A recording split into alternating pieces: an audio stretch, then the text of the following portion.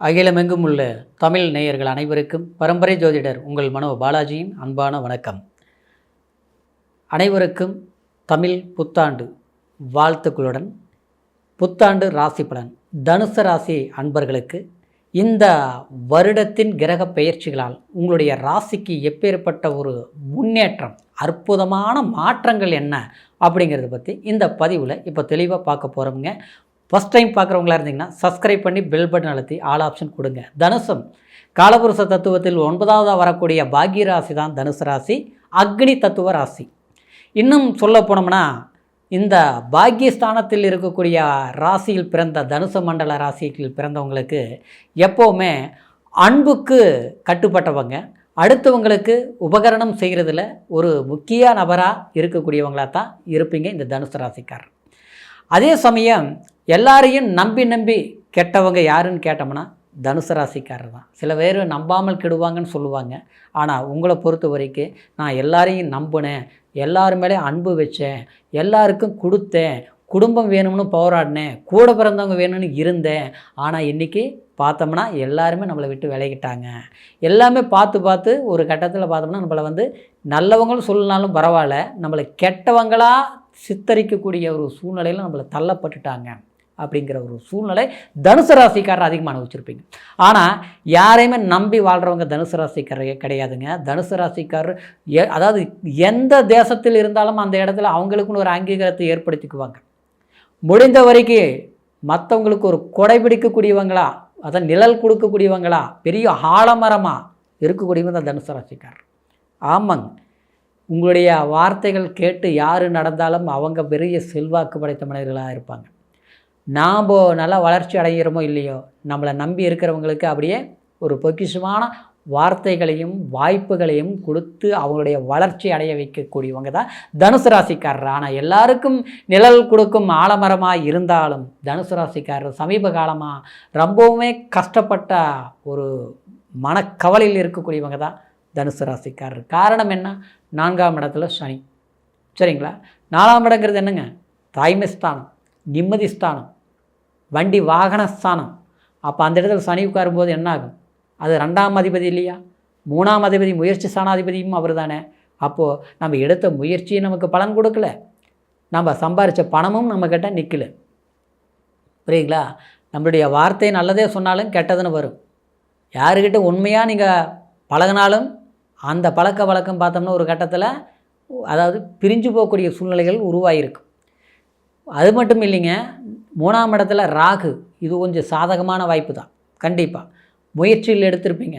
ஆனால் அந்த முயற்சியில் என்னென்னா எல்லாமே 90% ஓகே போச்சு. கடைசியில் பார்த்தோம்னா அது கொஞ்சம் பிரேக் ஆகிருக்குச்சு. அதுக்கு இன்னும் அடுத்த கட்டத்தை நான் எதிர்பார்த்துட்ருக்கிறேன். அது வாய்ப்பு வருமா? அது 2-3 விதத்தில் சொல்லலாம். அது வேலை வாய்ப்பு சம்மந்தப்பட்ட ரீதியிலையும் அதே தான். இன்னொன்று பார்த்தோம்னா பணம் வரவு சம்மந்தப்பட்ட ரீதியும், ஒரு வீடு வாசல் வண்டி வாகனம் சம்மந்தப்பட்ட ரீதியிலையும் நம்ம எதிர்பார்த்த ஆசைகளை சொல்லக்கூடிய ஸ்தானமும் சொல்லலாம். இன்னொன்று எல்லாத்த விட குடும்ப வாழ்க்கை, அதாவது திருமண வாழ்க்கை சம்மந்தப்பட்ட ரீதியிலையும் கண்டிப்பாக பிடித்த வாழ்க்கையில் நிலச்ச மாதிரி வாழ்ந்த வாழ்க்கையில் பிரச்சனைகள் உருவாகிருக்கு. சரிங்களா? சரியாகுமாங்கிற ஒரு எதிர்பார்ப்பு கண்டிப்பாக சரியாகும். எப்போ சரியாகும்? இந்த பிரபவ வருஷத்தில் பார்த்துட்டோம்னா கண்டிப்பாக சூரியன் உங்களுடைய பாக்கியாதிபதி 5ஆம் இடத்துல உச்சபலம் அடைகிற போகிறாருங்க. அந்த உச்சபலம் அப்படி சித்திரை மாதம் எப்போது 14/4 அதாவது 2026. அப்போது நிச்சயமாக உங்களுக்கு குலதெய்வத்தோட அனுகிரகங்கள் கிடைக்க போகுது. குலதெய்வம் கோயிலுக்கு போயிட்டு வந்துடுங்க, கண்டிப்பாக போயிட்டு வருங்க. குலதெய்வம் எந்த ஊரில் இருந்தாலும் சரி அந்த ஊருக்கு போயிட்டு வர முடிஞ்சால் போயிட்டு வாங்க. நான் தூரத்தில் இருக்கிறேங்க போக முடியலன்னா அந்த நாளில் அந்த சித்திரை 1ஆம் தேதி அன்னைக்கு உங்களுடைய வீட்டில், நீங்கள் சிட்டியில் இருந்தாலும் சரி, வில்லேஜில் இருந்தாலும் சரி, ஏதாவது ஒரு டவுனில் இருந்தாலும் சரி, எங்கே இருந்தாலும் சக்கரை பொங்கல், குலதெய்வத்தை நினச்சி சக்கரை பொங்கலை வச்சு உங்களுடைய பூஜை அறையில் கண்டிப்பாக குலதெய்வத்தை வணங்கி பிரார்த்தனை பண்ணிக்கோங்க. நிச்சயமாக சில மாற்றங்கள் உங்களுக்கு உண்டாகும் இந்த வருஷத்தில். சரிங்களா? அப்புறம் இன்னொன்று பார்த்துட்டோம்னா குழந்தைகள்னால் ஆதாயம் கிடைக்கும். சிலருக்கெல்லாம் கல்யாணமாகி ரொம்ப நாளாகி போச்சு, குழந்தையே இல்லை, அப்படியே கொடுத்தாலும் அது ஏதோ ஒரு பிரச்சனையில் இதாகுதுங்க. அவர் பார்த்தா 1 மாதம் 2 மாதம் இருந்தாலும் இதாகி போயிடுதுங்க. மெடிசன் மாத்திரை எத்தனை சாப்பிட்டாலும் ஒத்து வரல, எல்லா சாமிக்கும் போகிறோம், எல்லா கடவுளையும் கும்பிடுறோம், வாய்ப்புகள் வரல அப்படிங்கிறவங்களுக்கு புத்திரபாக்கியம் கிடைக்கும். சிலருக்கு பார்த்தோம்னா புத்திரபாக்கியம் இருக்குங்க, ஆனால் ஏதாவது ஒன்று பிரச்சனைகள் வந்துகிட்டே இருக்குது, ஆரோக்கியம் சரியில்லை, இல்லை நல்ல படிப்பு இல்லை, இல்லை என் பேச்சு இப்போ கேட்க மாட்டேங்கிறாங்க, அப்படியே எதிரும் புதிரன்னு நிற்கிறாங்க, என்ன தான் பண்ணுறதுங்க, அவங்களுடைய வாழ்க்கைக்காக தான் நான் கஷ்டப்பட்டு எத்தனையோ இழந்து இன்றைக்கி நம்ம இருக்கிறோம். ஆனால் இன்றைக்கி பார்த்தோம்னா அவங்கள நினச்சி தான் நிம்மதியை இழக்கிற மாதிரி இருக்குது. ஆனால் இது எப்படியாவது நான் சரிப்படுத்தணும். சிறு வயதில் குழந்தைங்களாக இருக்கிற போது அதாவது இருந்த நிம்மதி அவங்க ஆளான பிறகு எனக்கு பயத்தை கொடுக்குது, ஆப்போசிட்டாக போயிட்டுருக்கேன், இப்படிலாம் இருக்குது. சரிங்களா?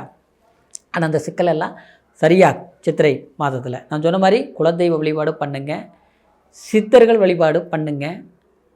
குரு பகவான் உங்களுக்கு ராசிலை ஜூன் மாதம் வரைக்கும் சரிங்களா 7ஆம் இடத்துல இருக்கக்கூடிய குரு உங்களுடைய ராசியை பார்க்குறதுனால திருமணம் ஆகாதவங்களுக்கு திருமண பாக்கியம் கண்டிப்பாக கை கொடுக்கும்.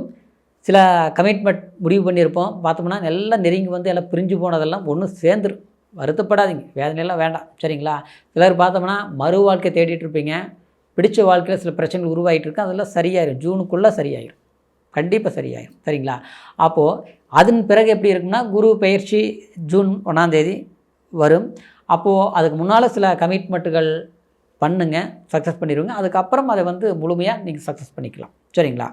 அடுத்தது பார்த்தோம்னா ராகு கேது பயிற்சி டிசம்பர் 5ஆம் தேதி பயிற்சி ஆக போகுது.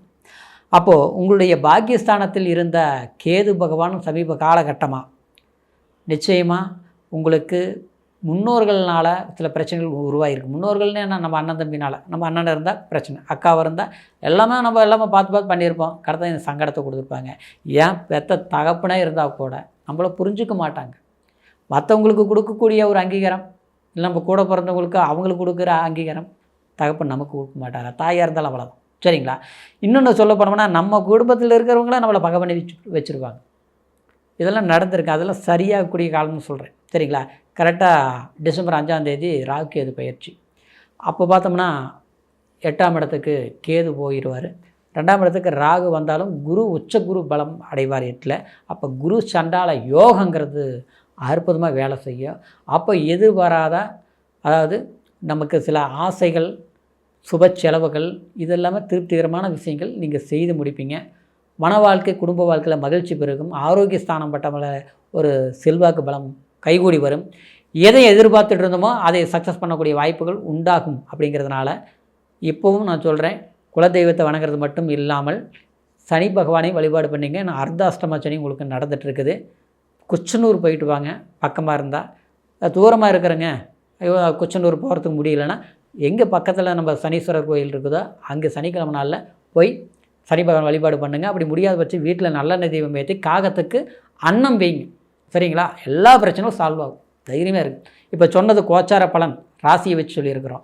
இருந்தாலும் லக்னத்தை வச்சு ஜனன திசையில் எந்த மாதிரி யோகமான திசை, பாதகமான திசைகள் நடக்குதாங்கிறது ஜாதகத்தை பார்த்து தெரிஞ்சுக்கணும். சரிங்களா?